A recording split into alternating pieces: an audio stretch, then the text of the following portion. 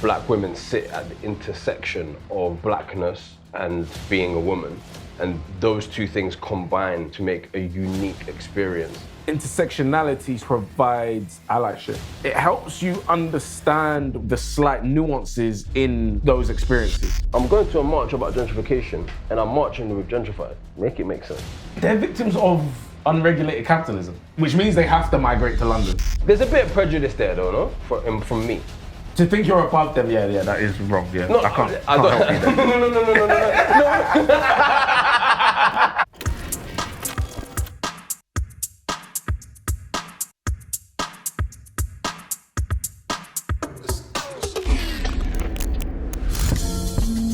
no. Yo, what's going on? This is Think Twice. Thank you for joining us. If you haven't ever watched our show before, we basically discuss philosophies or the morality of something or the ethics of something through the lens of like an actual lived experience, like a daily life in today's society. We started the show because we found that philosophy often disenfranchises people like myself and Tef and regular people. Although the ideas affect our daily life. And so that's basically why we started the show, and thank you for joining us today to discuss intersectionality within the lens of activism. My name is Benz. My name's Sam Tef. And this is the Think Twice show. Cheese! So intersectionality, what is it?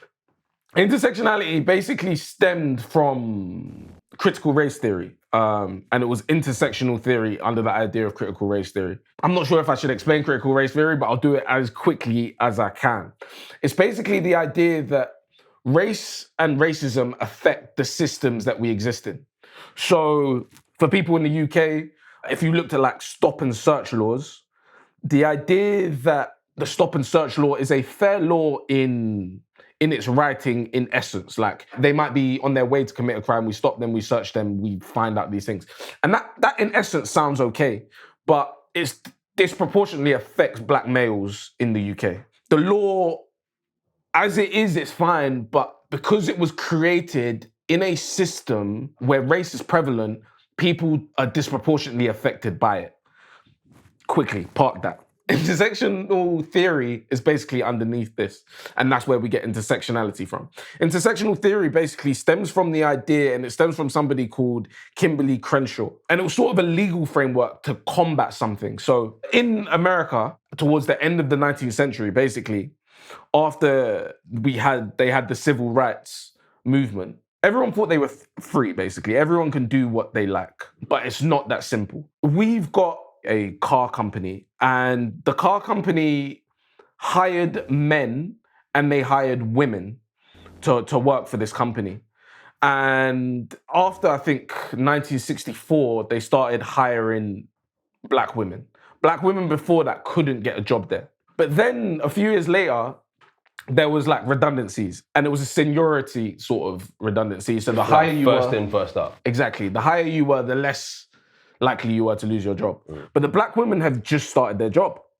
And so they basically complained and filed a suit because black men were always at the company, white women were always at the company, and up until a certain point, you only hired black women. So they had to lose their jobs under this framework. Women didn't lose their jobs, and men didn't just lose their jobs, and black people didn't lose their jobs. It had to be specifically a black woman that lost her job. It basically spawned intersectionality. And intersectionality is basically how race and gender intersect to make this problem.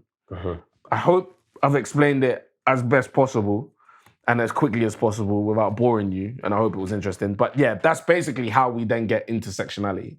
Exactly. I actually like to look at intersectionality like a Venn diagram.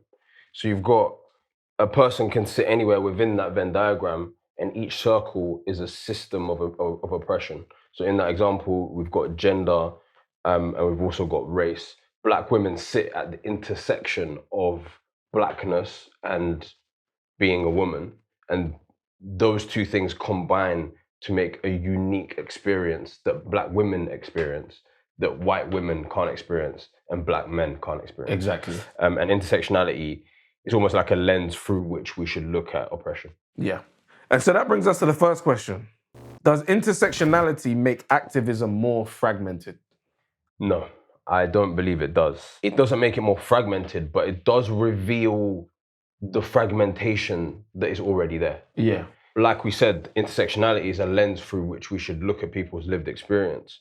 And the fragment between white women and black women in the feminist movement was already there, but intersectionality shines a light on that and helps us understand how those two things should be considered separately. Obviously, when you shine a light on it, the issue of feminism starts to look a bit more complex. It starts to have different color. It starts to have like all these different additional things that we need to consider.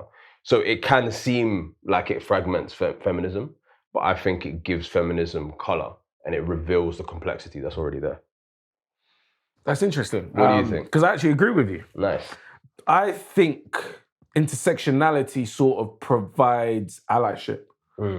It helps you understand why when people are experiencing something and they're explaining it slightly different to you, but you're supposed to be part of the same community. Yeah. But they're explaining something slightly different to you that you can't process. It helps you understand that a bit more. Agreed. I think, I don't know if it's true, but other people have agreed with me on it. I'll let you know. Bell has agreed with me on it. Nice, okay.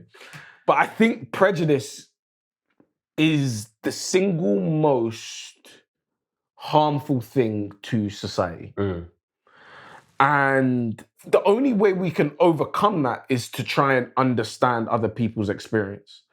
And we do a disservice to that experience by trying to group it unnecessarily and not understanding the slight nuances in those experiences. Yeah. So if we want to try and eradicate prejudice, which obviously we can't do, but try and reduce it, we need intersectionality to be able to understand these experiences to reduce prejudice. Yeah, I 100% agree. Like you said, if you really want to see someone, you want to like recognize someone's humanity, recognize their struggle, you have to see the world through their eyes as much as you possibly can. Exactly. And intersectionality is like putting on glasses. It's like puts into focus how other people experience the same systems. Because we all live under capitalism, for example, right? Capitalism is a system that oppresses everyone to varying degrees. Some people are more oppressed than others. Some people oppress. But people do the oppressive. Yeah, exactly. But ultimately, capitalism intersects with different people in different ways. It harms indigenous people in unique ways. It harms ethnic minorities in certain ways. It harms women in certain ways. It harms people who don't fit the normal like binary gender paradigm in unique ways. And I think, like you say, if we want to get rid of prejudice, we have to see the world through other people's eyes, through intersectionality. Exactly. And so no, it doesn't make it more fragmented. So let's get into some of the modern critique of intersectionality. Obviously, like you said, Crenshaw came out of intersectionality about 30 years ago or so. Yes. It's become very prevalent in the last 15 years or so.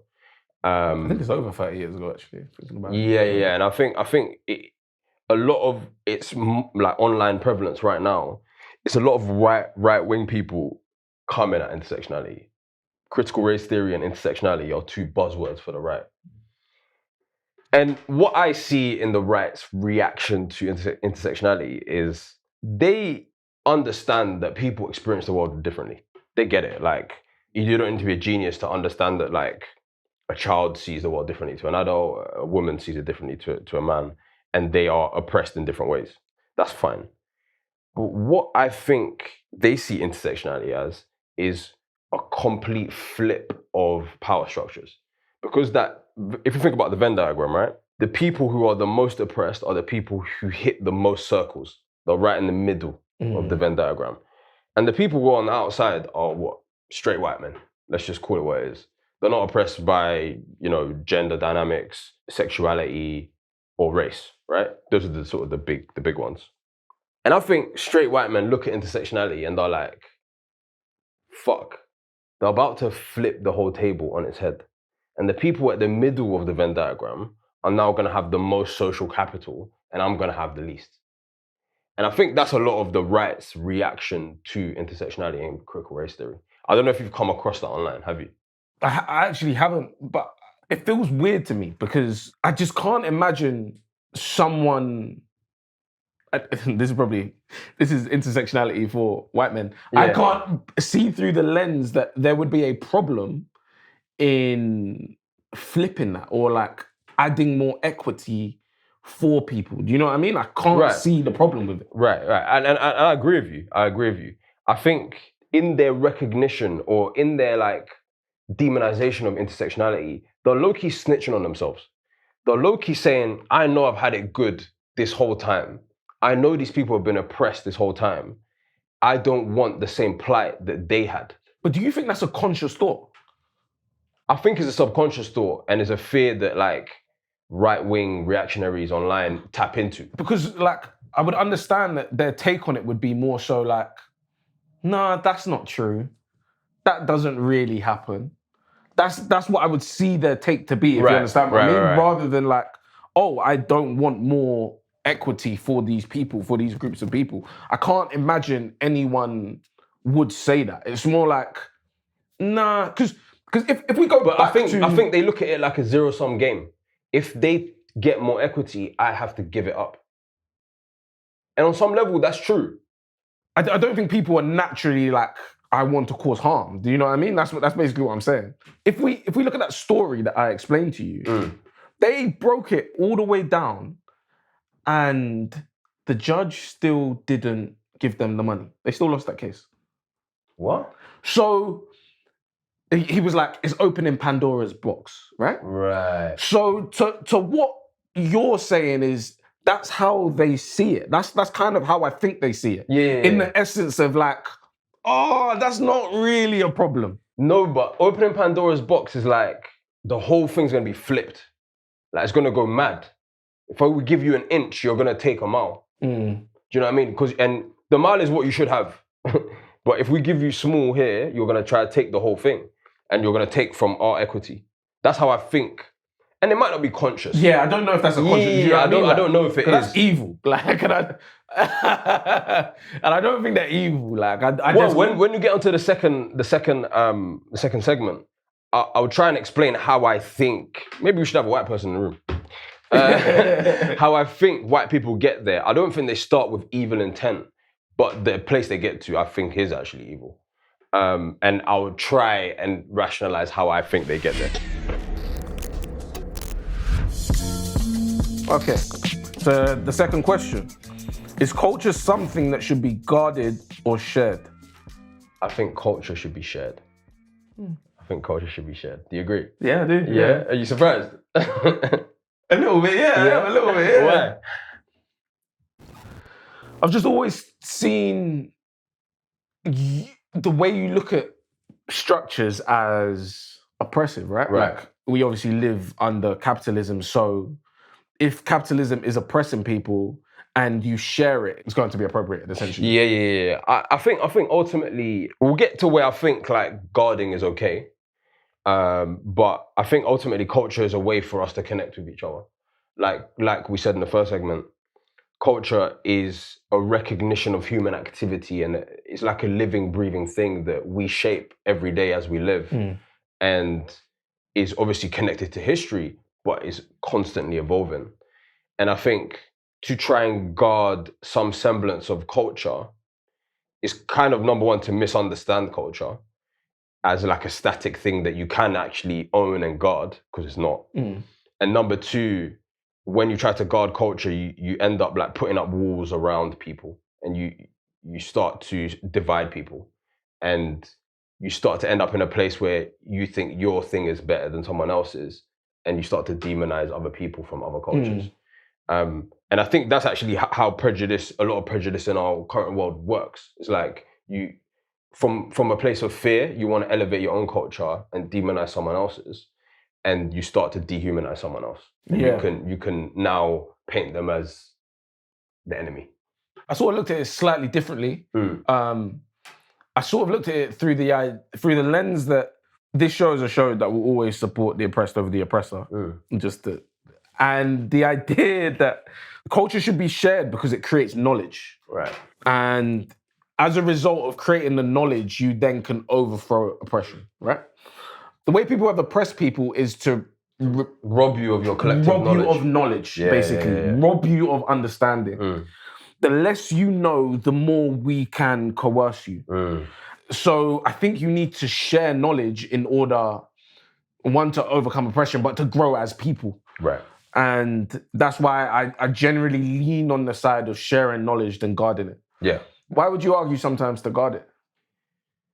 I think you can have bad actors who come maliciously to destroy a culture. So if we take the British in Africa, for example, part of, and you literally just touched on it now, part of how they managed to divide Africa against themselves, like we're talking like country by country, leader by leader, tribe by tribe, was to come and essentially decimate your culture, in that they tell you stories about who you are that take the truth and twist it, or take the truth and completely destroy it.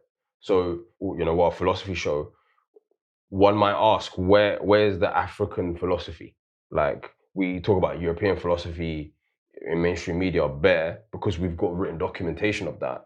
But, you know, the West destroyed African philosophy. They destroyed the documents. They destroyed the history of African knowledge. And in those scenarios, when you have a malicious actor, I think it's okay to guard your culture and guard the sources of knowledge and power in your culture when faced with a threat like that. Yeah, I'm not sure I'm with that. Yeah, because I guess when the British like landed on West African shores, I do think though that sort of mentality is of yesteryear. I don't know if that is the same today. Fair. Given access to information. Yeah, fair. Because it's not that easy to destroy information. Exactly. Yeah, you can't just go to a book and burn it. Exactly. You know what I mean? It's on the internet. I hear it. That's one sort of example that came to mind. But ultimately, I agree with you. I think knowledge and culture is something to be shared and celebrated. Yeah, it's a way to learn, and it's a way to enrich the human experience. Right? There is a hater in me. I'm sorry to admit this, but there is a hater in me that when I see a white girl with box braids, the hater in me bubbles up. And I don't know whether that's right or wrong, but I'm like, we should guard that. Do you know what the issue is? I know it's silly, it's dumb. It's not so much that is the issue of them wearing box braids or a white brother with dreadlocks or something. The issue is how it's portrayed. Right. So that single person wearing dreadlocks or that single white girl wearing box braids isn't the problem. But the problem comes when the media now put that white girl with box braids at the front of the class and tell the class that this is beautiful. Yeah. When you've demonized it on other people, on black people previous to this. And that is the problem. Not so much them wearing box braids or them wearing dreads. That's absolutely fine. That's cool. The problem is how the story is then told afterwards. Erasure. Exactly. Yeah, absolutely right. And maybe we've arrived actually where I feel like culture should be guarded when threatened with erasure. I think that's actually what I was trying to say earlier. But yeah, part of me is I shouldn't feel that way. I shouldn't feel that way. Maybe do I feel superior when I see a brother who's trying to lock his hair and the thing's not locking? He ain't got a coal pattern in his hair, but my hair locks. Does that make me feel superior? Maybe. The thing about culture, that's not right, I know. But I look at that and I'm like, oh, I've got something that he can't have. And it makes me feel good. Well, culture, this is for another show, but I feel like culture is somewhat inherently exclusionary, right? Culture is generally created by the group and elements of the group, right? So when we talk about hair, there's a reason why that hairstyle was created. Yeah. And now, because of the way the world has become globalized and information is accessible to everybody, people associate that hairstyle with something else they like. They see those people with that hairstyle make music that they enjoy and then want to emulate it. Yeah. But culture is for the people. You get what I mean? As a result, so you're gonna feel like this is mine. Yeah, my thing. This is my thing. Like, you know what I mean? And I think that's fine as well. Yeah. And if you acknowledge that that's sort of like your natural response to that, but still let you be free, like I don't think There's a bit of problem. prejudice there though, no? From me. I'm like putting myself above someone else. Okay, to think you're above them, yeah, that is wrong. Yeah, No, I can't I don't. help you there.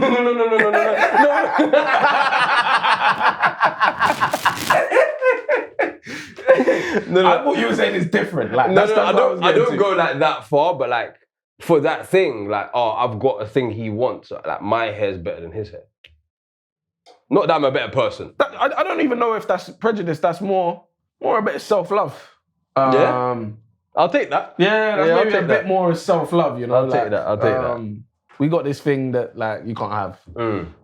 He's taken so much from people. So this is the thing we have to balance the books. books. I hear that. So if we like change speed a bit towards activism, for example, men can benefit from feminism in a malicious way if they want to.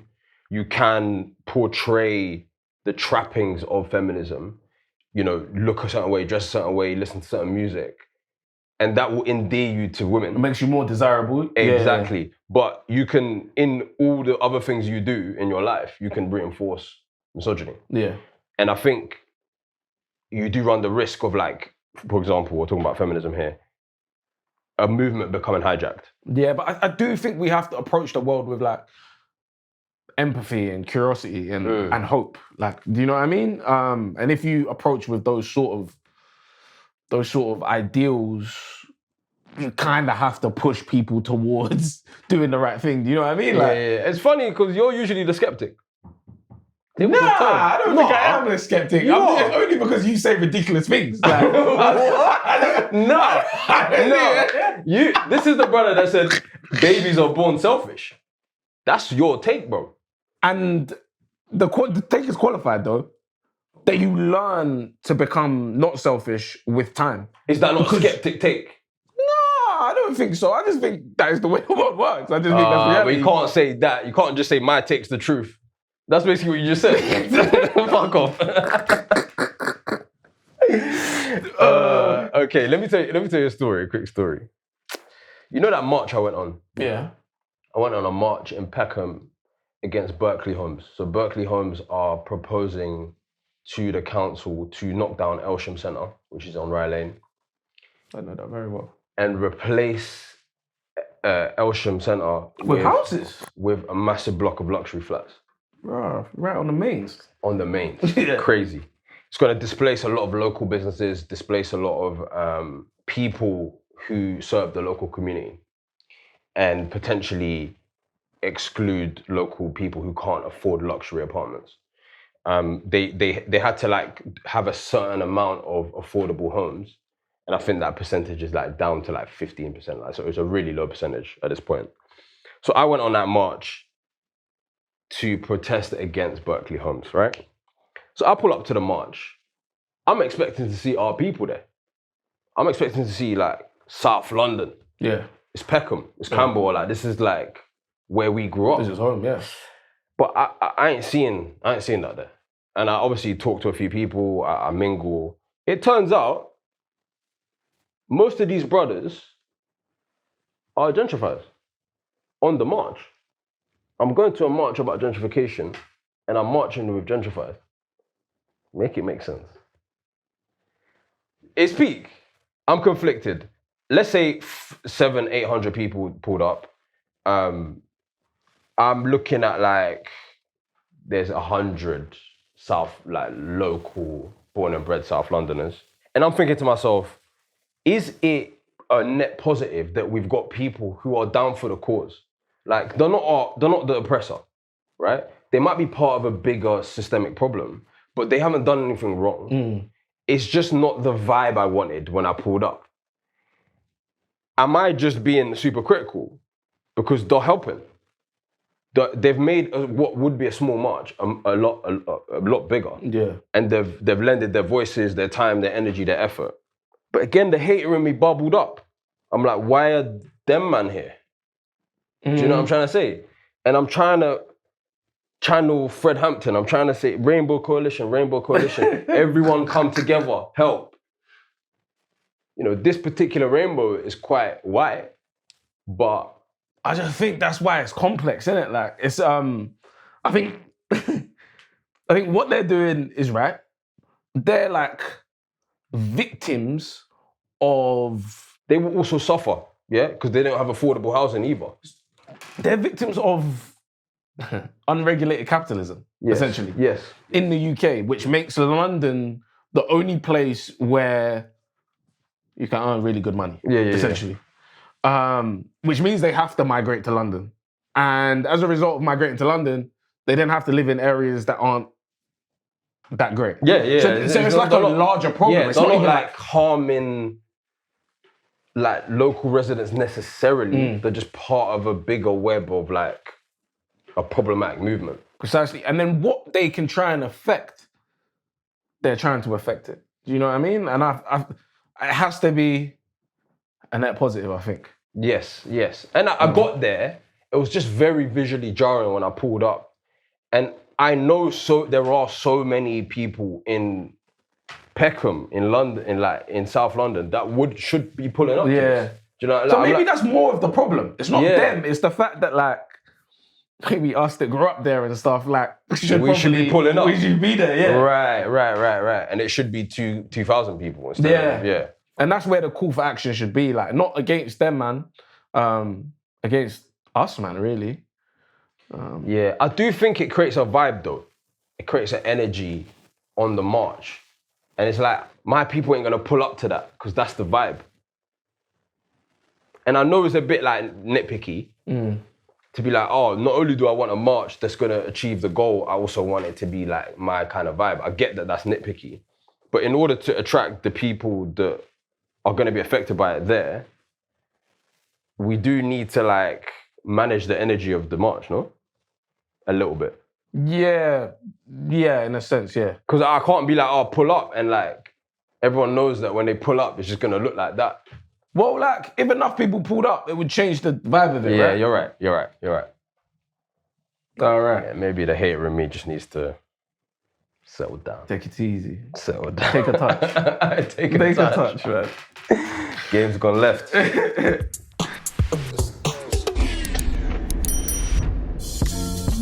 All right, on to the final segment. This is actually, I really like this dilemma. We obviously write a lot of dilemmas that don't really, like sometimes I read it and I'm like, I know what I'm gonna say. This one I wasn't sure. And I'm actually really not sure what Tesh's gonna say. Well, I think I know what he's gonna say. All right, cool, let me get cracking on, this is segment 3. You're directing a film about a character with a physical disability. A famous non-disabled actor guarantees funding and a wide audience, but casting them could spark backlash for inauthenticity. A lesser-known disabled actor brings a lived experience and authenticity, but their lack of star power makes financing and distributing uncertain. Who do you choose? I'm gonna pick the disabled actor. However, told you I knew what I was gonna do. Yes, it was bait. But I don't know how I feel about my own take on this, what I'm about to say. I don't know how deep it is, who the headline is, if the stuff around it is correct. So, for example, if you went with the non-disabled actor who has massive reach, that person then does everything he or she can in the press run, in all of the stuff around the film, to highlight disabled voices and to prop up people who are disabled and, you know, their plight. I'm not gonna look at that and be like, oh, that's not right, just because they didn't pick that guy, some other person. Obviously, the problem is that there's a message that you're sending to disabled people that, yeah, you're good enough, but you're not quite good enough to actually be the lead actor. But I just think, as long as that there isn't erasure and the goal is to like highlight the plight of disabled people, I'm happy either way. What do you answer? Who do you pick? I'm gonna pick the well-known actor. Yeah. Okay. Because basically my big thing was, you're doing this thing about this issue. You've made this film. What's the point of the film if no one sees it? How valuable is this message you're spreading if no one watches the film? The disabled people will watch it. Yeah, but of course you're trying to spread the message like far and wide. Like that's the whole point of it, right? Yeah. To as many people as possible. And I'm assuming, based on Dillema, we're gonna get more people 100%, with the star actor, right? And I think that's really important. Like, I always have this thing like playing sport. It's like, what's the point of being strong if you can't use it? Like, what's the point of being the best athlete if you're never available? Like, how good is it? Like, oh, it's cool to talk about it, but like, you can never really use it. And that's the same way I sort of approach this. It's like, I've got this message that I think is really important. I've got this thing that I want to create change with. How many people I get it to is probably the most important thing. We can deal with the rest later. No publicity is bad publicity. If people are even talking about it, complaining about this, people then might even go and watch the movie. Yeah. And understand that there's a more important goal here. Yeah. Issue at stake, yeah. Exactly. So for that reason, I probably have to go with the star actor. But if you were a viewer, would you boycott it? So paint the picture for me. What have they done around the film? Have they like mitigated against the erasure? In your estimation, No. Not really. Although like they touched on it obviously and spoken about it. Yeah, but like not enough. Not, you don't feel that it's a lot. Okay, if I don't feel like it's enough, I might do. But it's that age-old question, like, is my boycotting of the film even valuable? Like, or is it something to make yourself feel better? Do you know what I mean? Or is it actually fixing the problem or helping to fix the problem? Yeah, I might actually just take a back seat on this one. I might actually look at what the disabled community thinks, because I might think it's not enough. But if the disabled community speak up, tell you it's fine. Yeah, I'm actually just might take my cue from them. It's a bit of a cop out, but like, I think we need to listen to them. Yeah. Do you know what I mean? And see how they responded. Yeah. Eddie Redmayne, he played a transgender character. And he ended up saying that he regretted doing that because of the erasure of trans people.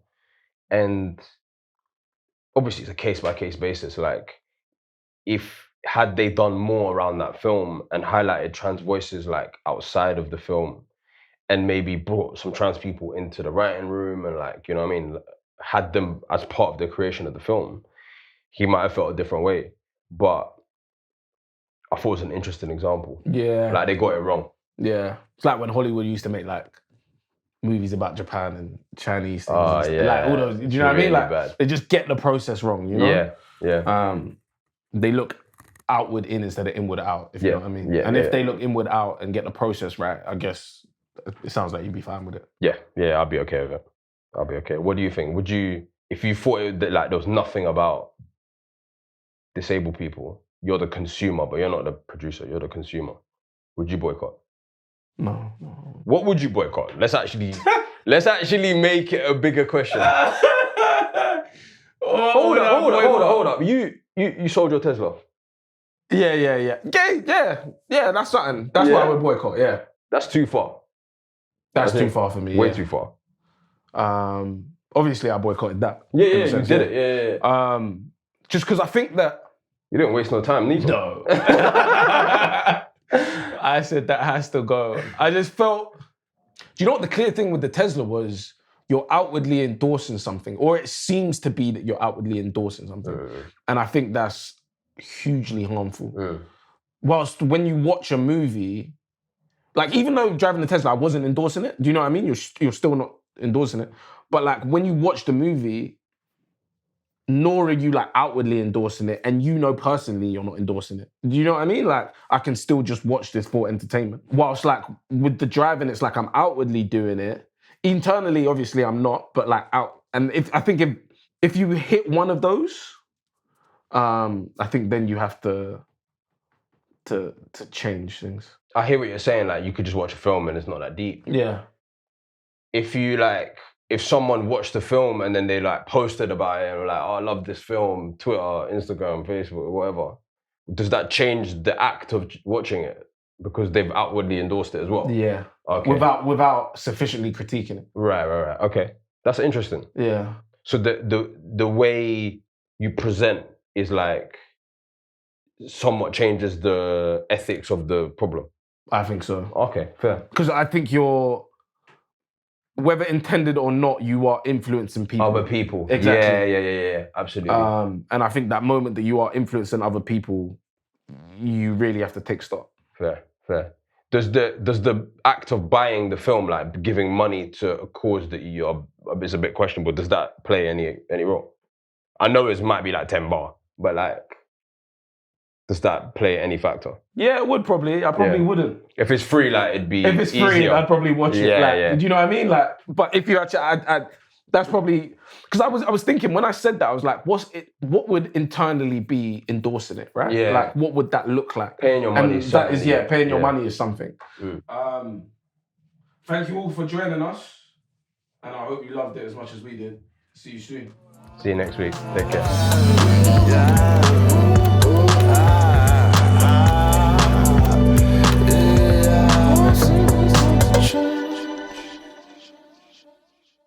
A, B, C, D, E, F, G.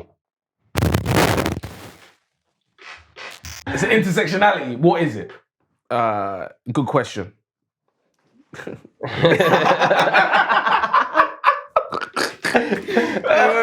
getting a little bit too professional. Lovely.